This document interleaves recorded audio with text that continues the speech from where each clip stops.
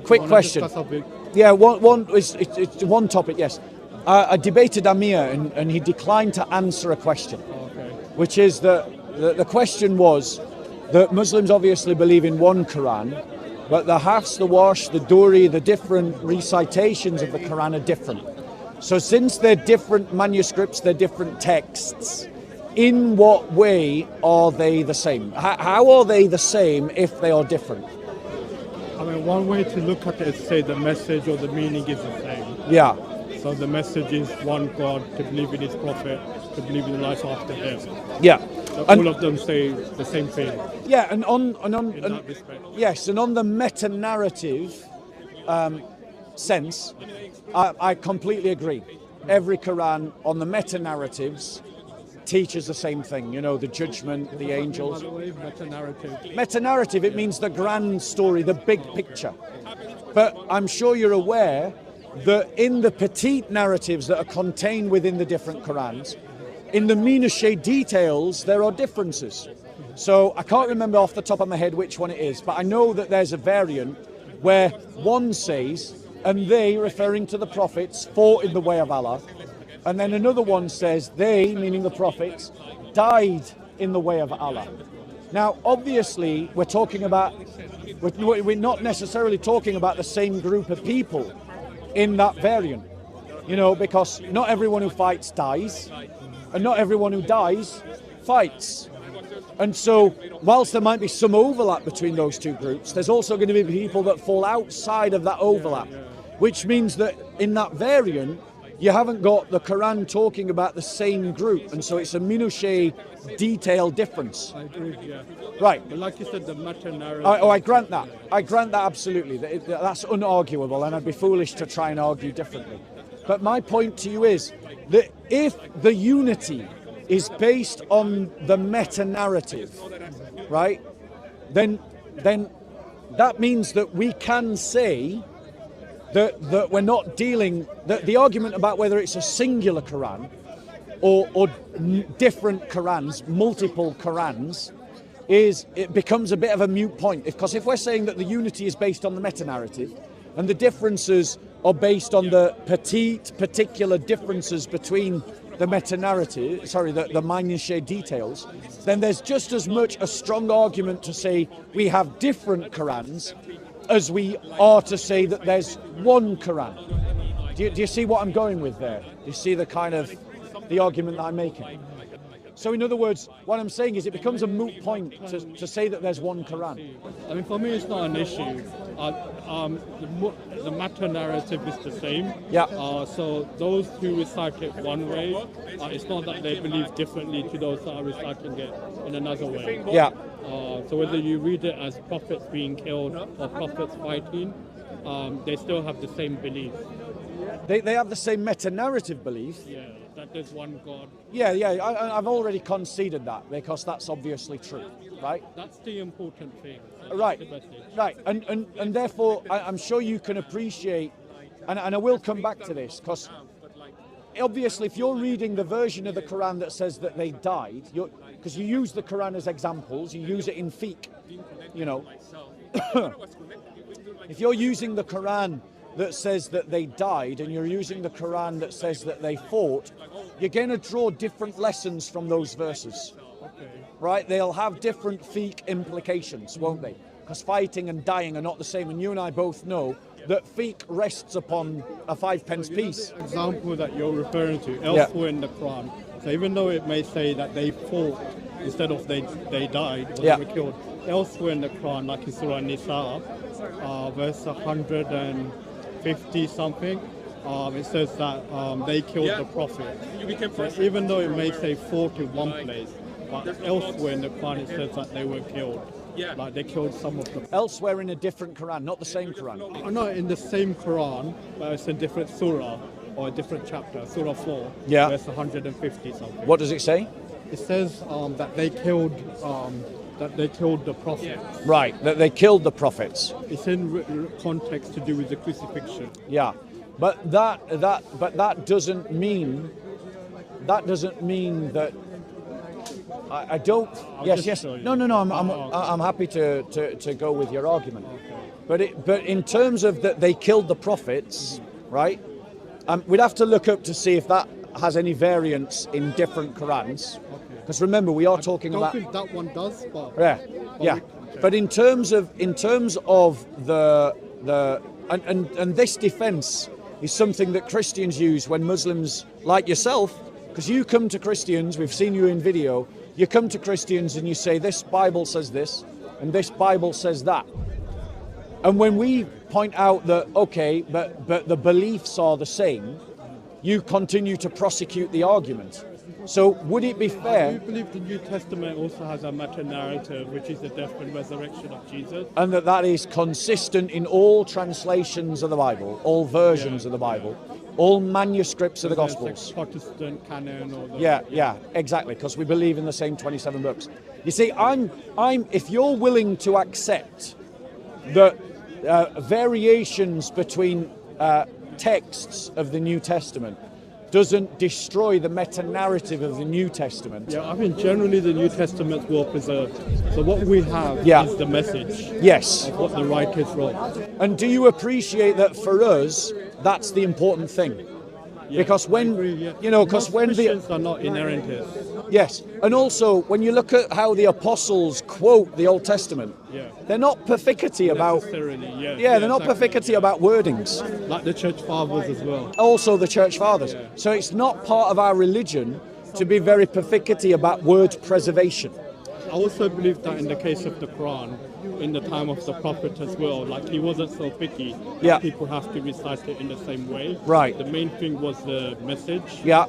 Yeah. But you're going to base that on hadiths, right? Where two people come to the Prophet and say, I heard him recite it this way, I grabbed him by the throat, and then he said he heard it from you, and then I brought him to you. Is that the hadith you're thinking of? Yeah. Okay, yeah, right. That's one example. I put it to you, bro, and forgive me, I forgot your name, I am sorry. Naz. Yeah. I put it to you, Naz, that hadith is a post hoc hadith to rationalize what Muslims were encountering later after Muhammad's death. Because we already know that the Quran that was around at Muhammad's time was bigger than the Quran that you have today. Right? There's that hadith where it says, and we used to recite Surah, I think it's Barakah. Is it to do with stoning? Well, there is that as well. That's a different one than the one I'm thinking of. No, it's where they talk about another surah and then say it used to be equal in length to Surah 2. I don't know that. But now it's not. Right? And then obviously you got the stoning verse as well, where it used to be in God's book, but now it isn't. I believe it's speaking about the Torah of Moses, because it's in the Hadith, it says the book of Allah. So that doesn't necessarily mean the Quran, it could also mean the Torah as well. Well, it could mean the Torah, except that lots of Muslims right now are distancing themselves from the idea that when the Quran says the book, it's referring to the Torah because of the Islamic dilemma, Are you aware of the Islamic dilemma? So lots of Muslims right now, I don't know if you're one of them, are distancing themselves that the identification of the Book of Allah is the Torah. Is that what you're saying? It depends on the context. So Book of Allah can be Quran. But this is an exegetical argument. It's more likely that it's talking about the Quran than it is about the Torah. About the stoning? Yeah, much more likely. Why? Because when you look at the hadiths and you look at how, when it talks about the Book of Allah, across the genre of hadith, invariably that term is used to refer to the Quran. Always. Well, I mean, you'd have to show me evidences where the words Book of Allah are referring to the Torah. When it comes to the punishment of adultery in the Quran, it mentions a different punishment. Yes, than whipping. What the Hadith does. Yeah. So if you take the Hadith to be authentic, then the way some Muslims will reconcile it to say that this was speaking about the previous scriptures, and now it's been abrogated in the Quran with lashing, Right, but the thing is, in that same Hadith, the man says, I am worried that future generations will stop doing what was prescribed in God's book, because Muhammad used to do it and we used to do it after him. And also you've got the fact that despite what you've just said, Muslim schools of fiqh continue to do stoning. And so I think for those reasons... Abu Hanifa, so I follow the Hanafi school. Right. So Abu Hanifa is the founder of the Hanafi school. So he was of the opinion that there is no stoning. But the Hanbali still stone. Yes, I agree with those. Right. Yeah. So, I mean, that opens up another possible problem, which a is... lot of this is based upon ahad. Right, but... narration. Right, so... Single Yes. narration. Yeah, so, but this draws out... Mutawatir. Yes. Yeah. But this draws out, another problem. And I don't want to get onto different problems. Like you said, you wanted problems. to speak about one topic. Yeah, I want to speak about one topic. So I'm going to shelve the fact that you've got this massive problem of different fiqh for different laws that massively contradict one another on the same Not to topic. do with belief or salvation. Yeah. It's just more to do with practice. Well, I know, But it's because... so important, I agree. No, it's really important because remember the Quran life and says... death, basically. But the Quran says that on this day I've perfected your religion for you. Right? Right. yeah. And completed my favour upon you. And the thing that the Tasfiyahs say about that verse is it's about what is haram and what's halal. And so when you've got a madhabs massively disagreeing on whether you stone someone or not, about whether it's halal or haram, that's a pretty big deal when the Quran says the religion's perfected. But let's park that. Principles, but anyway. Yeah, let's park that. The point I'm making from the hadiths, from the two that are cited, is that the Quran of Muhammad is not the Quran than what we have of today. today. I'm willing to go along with it's largely the Quran that we have today, but it's not identical to the Quran that we have today, and that we have multiple versions of the Quran that in minutiae details disagree. So for example, going back to lashing and stoning, the Quran's very clear, it's lashing. Very clear. You can only get one fiqh from lashing. But when the Quran states they died or they fought, or rather, you should release a slave, as one version of the Quran says, when you do a certain kind of sin. I forget what it is. I think it's about fasting. And then another qira'ah of the Quran says you should release slaves, plural. Well, that really impacts your fiqh, because to make amends for missing fasting, should you release one slave or should you release two slaves? It has a big impact. Still the same. It's to do with the number of days that you miss fast. Yeah. So whether it's one day or whether it's more than one will depend on, like, you know. Well, no, because one version of the Quran says release slaves, plural, which at minimum means two, and one version of the Quran, I think it's the Hafs, says slave, singular. Now, if you're recompensing to God something that you owe to God because you didn't fast, and God says release one slave, or He says release two slaves, it really does matter whether you release one or two, doesn't it? Because if you're releasing one when you should be releasing two, then you're not fulfilling the criteria. If you take the singular recitation, Yeah. then grammatically singular can also be plural in meaning. It just depends on the context. So the message is that for atonement for missing a fast can be done by freeing a slave. Yeah, but If you've missed like 2 days, then it's 2 slaves. but this is that go on, Naz, I'll let you finish. Sorry. No, I'm just thinking of, I need to see the verse as well. Yeah. So I'm just saying to that effect. Yeah, From the top of my head. to be fair, I wasn't quite thinking that I was going to get into this conversation today, but so I've not gotten with it. Let's just stick to the same topic. But no, I mean, no, this is on the same topic. But next week, if you want, I'll bring it and we can discuss it in more detail.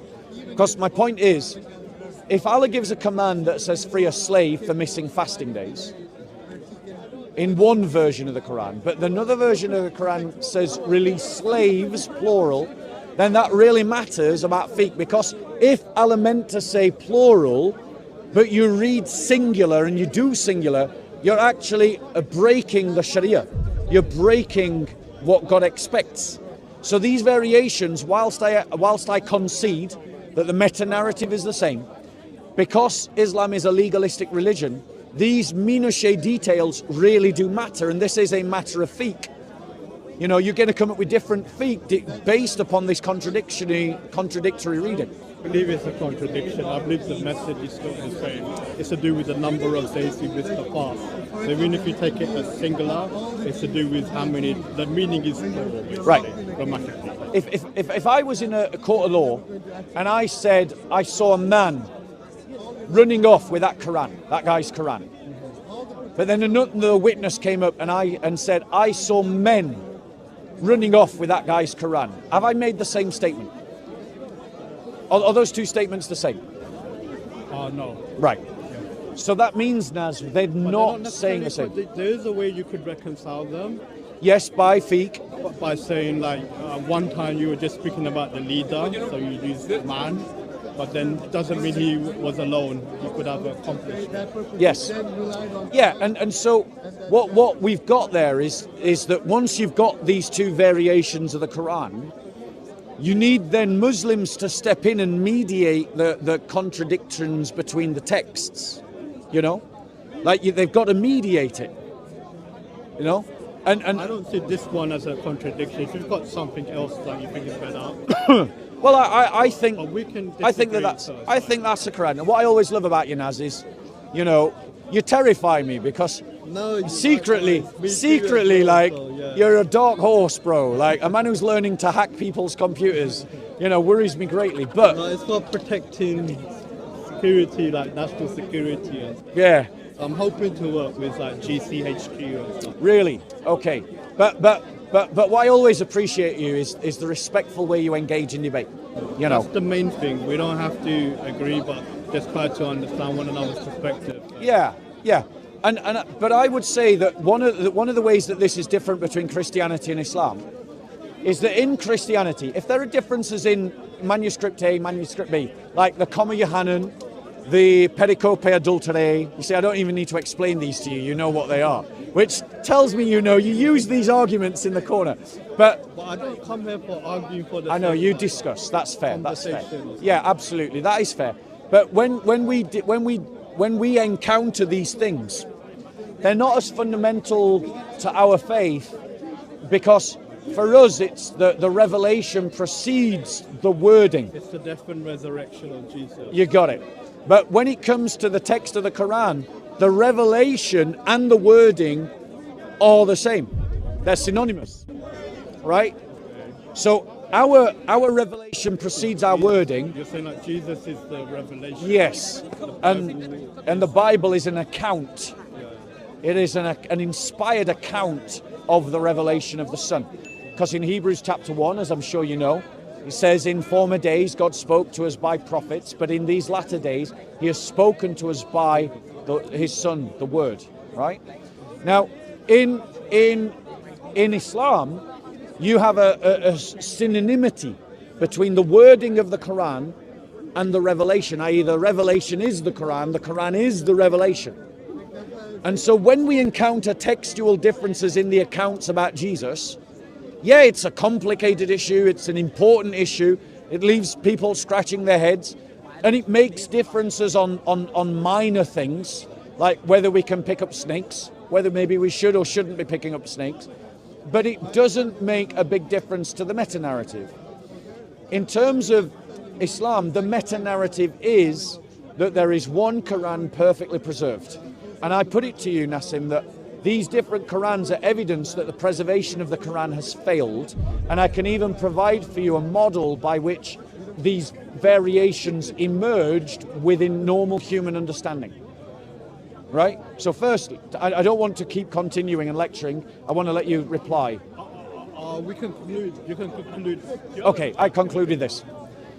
When we look at the variations of the Quranic text, the Qiraat, if we imagine what might happen when you take a consonantal set text that's rubric and formative, and then later insert vowels, but in a non-conformed way, we would expect to find exactly what we see in the Qiraat today. The first point to this argument is there isn't just 7 Qiraats. That's just what Muslims say.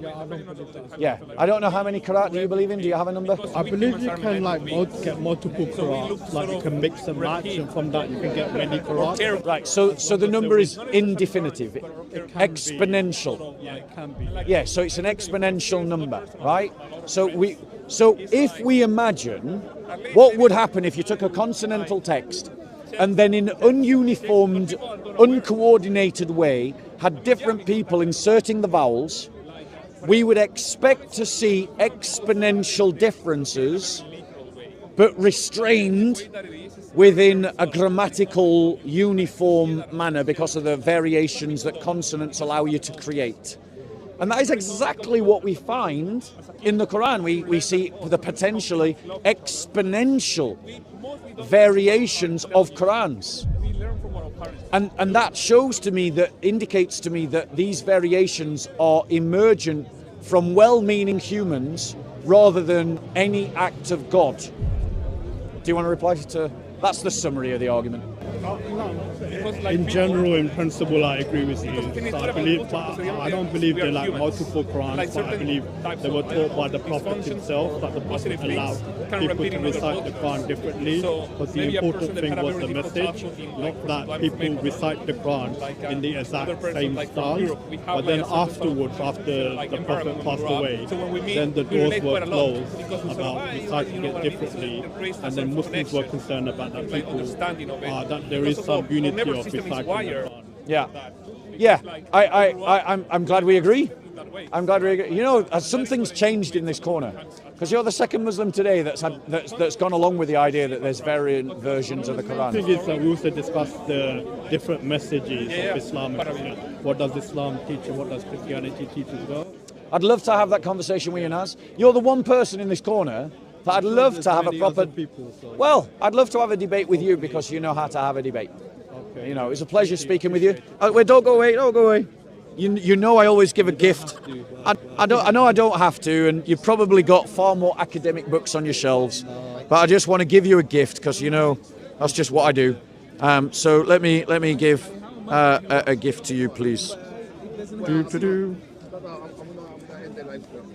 There's no point giving you a gospel, is there? You're going to have tons of them. There you go. Well, if it's from you, I can take it.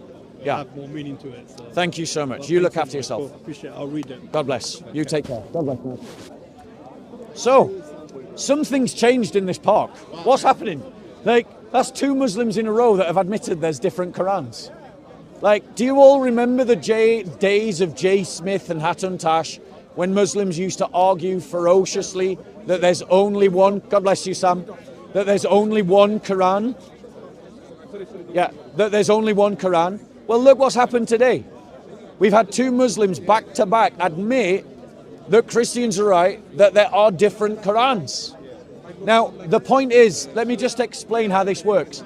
Take any book you want, take the Bible, remove all the vowels from the page of continuous text. Then go away for a month and forget which passage of the Bible you've taken all the vowels away. Then come back and insert the vowels again. Now, because of the rules are that 1, every sentence you make must make sense, and 2, every word that you write must be grammatically correct, and every sentence grammatically correct. Now, for the most part, what you're going to find is that you insert the right vowels back into the text. But there will be occasions where the text itself allows you to have different words inserted that would follow the rule of making sense and being grammatical. That is what happens with the Qiraat of the Quran, because the Kufic script of the Quran is consonantal. Muslims later inserted vowels. The rules of speech mean that you can only insert certain vowels when you see certain consonants. But occasionally there'll be words where you can legitimately insert different vowels and have different words. And that's what we see in the Qur'an. And as Naz just said, the variations, I hope you're listening, Krishna Speaker's Corner, the variations of Qira'at are potentially exponential, because you can mix and match different Qira'at. In other words, there's no upper limit. There's not just 7. There's not just 10. There's not just 31. There could be as many as 100,000 different versions of the Quran, and Muslims cannot know which one was uttered from the mouth of Muhammad. Thank you very much. Islam is done, ladies and gentlemen.